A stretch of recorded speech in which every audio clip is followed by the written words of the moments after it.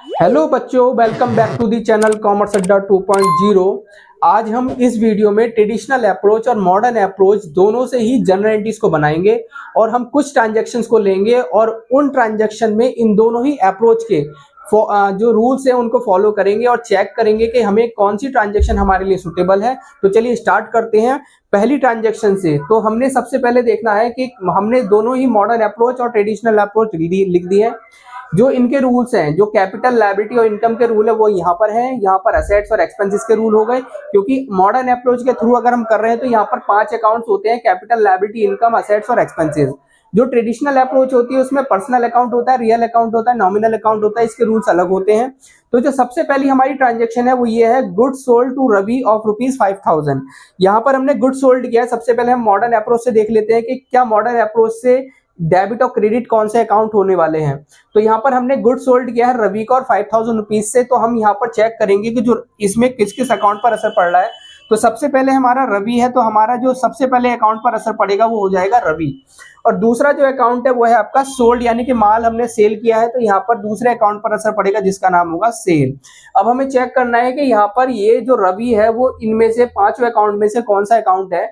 तो क्योंकि हमने रवि को माल बेचा है तो माल बेचने पर वो हमारा क्या बन गया है, हमारा डेटर बन चुका है। क्योंकि ये माल उधार बेचा गया है रवि को उधार माल बेचने पर जब वो डेटर हमारा बन जाएगा तो वो हमारी असेट्स हो जाती है। तो यहाँ पर जो रवि है वो हमारी असेट्स हो जाती है। असेट्स बढ़ने पर उसको डेबिट करते हैं, तो रवि को हम क्या करने वाले हैं, डेबिट करने वाले हैं। दूसरा सेल्स अकाउंट है, और सेल्स अकाउंट क्या कैपिटल है, लायबिलिटी है या इनकम है। जब माल बेचा जाता है तो वो हमारी इनकम होती है। तो इनकम सारी अगर बढ़ती है, क्योंकि सेल करा जा रहा है तो इनकम बढ़ रही है, इनकम बढ़ने पर उसको क्या करेंगे, क्रेडिट करेंगे। तो यहाँ पर जो जनरल एंट्री बनेगी इस अप्रोच के थ्रू वो बनेगी रवि अकाउंट या Ravi debit to sales account, Ravi debit to sales account, ये एंट्री बनने वाली है। अब हम इसी ट्रांजेक्शन में ये वाली अप्रोच जो हमारी ट्रेडिशनल अप्रोच है इसको फॉलो करते हैं। तो यहाँ पर चेक करते हैं, क्योंकि हमें पता है रवि और सेल दोनों ही अकाउंट्स हमने आइडेंटिफाई किए हैं। लेकिन इसके अकॉर्डिंग जो ट्रेडिशनल अप्रोच है वो रवि एक पर्सनल अकाउंट है। क्योंकि रवि को माल बेचा जा रहा है तो रवि एक रिसीवर हो गया, तो रिसीवर को क्या करेंगे, डेबिट करेंगे। तो यहाँ पर इस अप्रोच के थ्रू रवि हो जाएगा डेबिट। अब उसके बाद देखना सेल इनमें कौन सा अकाउंट है, क्योंकि सेल में यहाँ पर ये एक इनकम होती है, क्योंकि नॉमिनल अकाउंट होता है और नॉमिनल अकाउंट में जो इनकम होती है वो क्रेडिट होती है। तो इसके अकॉर्डिंग सेल हमारा क्रेडिट होने वाला है।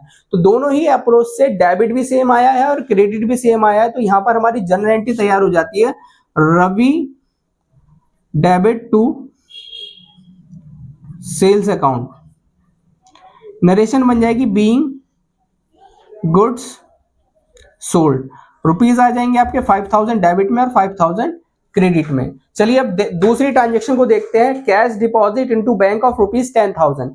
आपने कैश डिपॉजिट किया, सबसे पहले मॉडर्न अप्रोच से चेक करेंगे। कैश अगर मैंने डिपॉजिट किया है तो मेरे पास से क्या चला जाएगा, कैश आएगा। क्योंकि हम जब कैश डिपॉजिट कर रहे हैं तो इसमें 2 अकाउंट पर असर पड़ रहा है, एक तो कैश और दूसरा बैंक। तो यहाँ पर मैंने आइडेंटिफाई किया कि मेरे पास एक कैश है और दूसरा बैंक है, 2 अकाउंट हमारे आइडेंटिफाई हो चुके हैं। अब आइडेंटिफाई करने के बाद हमें रूल फॉलो करने, कैश इनमें से क्या है, कैपिटल नहीं है, लायबिलिटी नहीं है, इनकम नहीं है, ये एक असेट्स होती है। कैश एक असेट्स है, क्योंकि असेट्स अगर बढ़ेगी तो डेबिट और घटेगी तो क्रेडिट करेंगे। असेट्स अगर बढ़ेगी तो डेबिट और घटेगी तो क्रेडिट करेंगे। क्योंकि कैश को डिपॉजिट कर रहे हैं बैंक में तो इससे हमारी जो जेब है वो कम हो जाती है। इसका मतलब हमारी जो असेट्स है वो कम हो जाती है। तो असेट्स कम होने पर क्या करने वाले हैं, इसको क्रेडिट करने वाले हैं।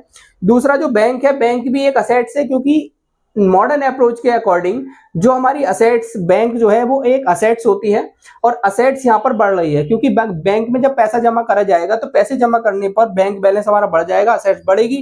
तो असेट्स बढ़ने पर क्या करेंगे, इसको डेबिट करेंगे। इसमें मॉडर्न अप्रोच के थ्रू यहाँ पर कैश अकाउंट क्रेडिट होगा और बैंक अकाउंट डेबिट होगा। तो bank account debit to cash account entry तैयार होने वाली है। अब देख लेते हैं ट्रेडिशनल अप्रोच के थ्रू। ट्रेडिशनल अप्रोच में भी वही अकाउंट आइडेंटिफाई होने वाले हैं, कैश और दूसरा बैंक। अब यहाँ पर जो कैश है वो एक रियल अकाउंट है, क्योंकि एक असेट्स होती है। असेट्स व्हाट्स कम्स डेबिट और गोज आउट क्रेडिट। क्योंकि कैश यहाँ से जा रहा है, हमारे बिजनेस से जा रहा है, तो उसको क्रेडिट करेंगे।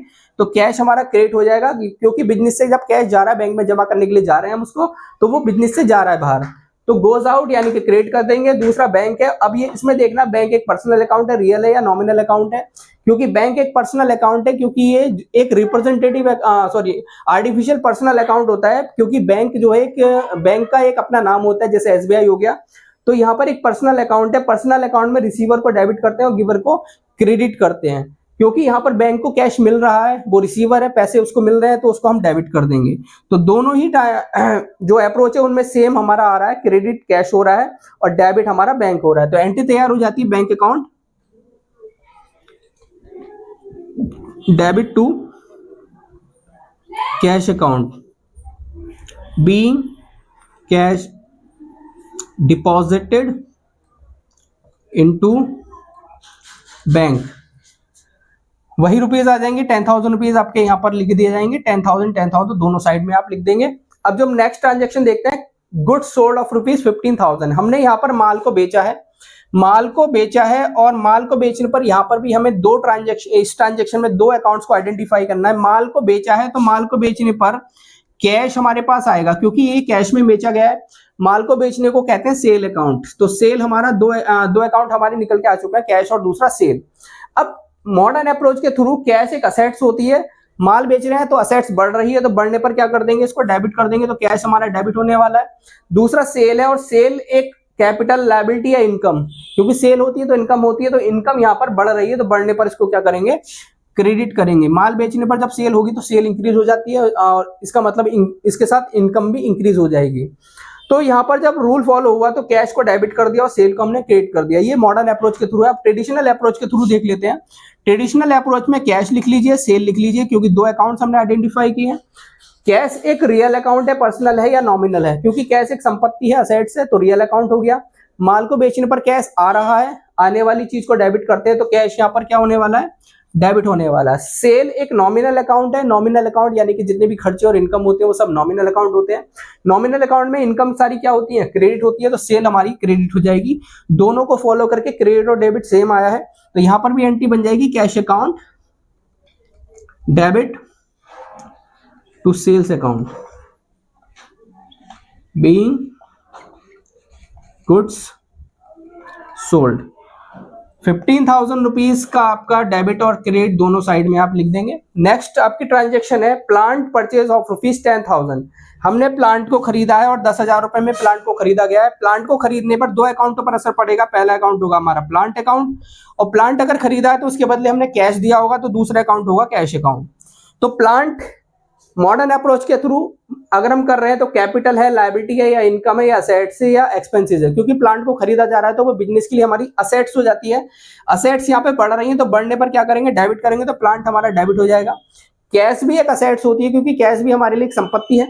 अब जो असेट्स अगर बढ़ती है तो डेबिट और घटती है तो क्रेडिट। प्लांट खरीदा जाएगा, कैश हमारे पास से जा रहा है, जाने पर हमारी कैश कम हो जाएगी, यानी कि असेट्स कम होगी। असेट्स कम होने पर क्या करेंगे, क्रेडिट करेंगे।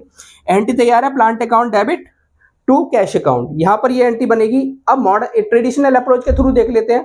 ट्रेडिशनल अप्रोच में भी प्लांट और कैश पर ही असर पड़ने वाला है। प्लांट इनमें से कौन सा अकाउंट है, रियल अकाउंट है, क्योंकि असेट्स है। अब असेट्स, ये रियल अकाउंट का रूल क्या है, what comes debit goes out credit. तो जो आ रहा है, प्लांट आ रहा है, आने पर हम इसको क्या करेंगे, डेबिट करने वाले, तो प्लांट यहाँ पर डेबिट हो जाएगा। नेक्स्ट आपका कैश है, कैश भी एक रियल अकाउंट है। रियल अकाउंट में गोज आउट यानी कि जो बाहर जा रहा है, कैश क्योंकि बाहर जा रहा है, बाहर जाने पर क्या करेंगे, इसको क्रेडिट करेंगे। तो एंट्री हमारी क्या बन जाएगी, plant account debit to cash account being plant purchased. Rupees आपके 10,000 डेबिट में और 10,000 ही क्रेडिट में आ जाएंगे। तो इस तरीके से हमने देखा कि आप चाहे ट्रेडिशनल अप्रोच फॉलो कर लीजिए या मॉडर्न अप्रोच फॉलो कर लीजिए, दोनों से ही सेम एंट्री बनने वाली है, कोई भी डिफरेंस नहीं आने वाला है। लेकिन ये आप पर डिपेंड करता है कि आपको कौन सी अप्रोच करनी है। जो आपकी मॉडर्न अप्रोच है ये आपका अकाउंटिंग इक्वेशन को फॉलो करती है। अकाउंटिंग इक्वेशन का रूल होता है, अकाउंटिंग इक्वेशन में क्या होता है, capital plus liability is equal to assets, उस रूल के अकॉर्डिंग चलती है। लेकिन जो मॉडर्न अप्रोच है वो अकाउंट्स के रूल के अकॉर्डिंग चलती है, जिसमें 3 अकाउंट्स होते हैं, पर्सनल अकाउंट, नॉमिनल अकाउंट और रियल अकाउंट। ये इनके रूल्स के अकॉर्डिंग ये ट्रेडिशनल अप्रोच काम करता है। ये आप पर डिपेंड करता है कि आपको कौन सी अप्रोच चूज करनी है। आप कोई भी अप्रोच चूज कर सकते हैं।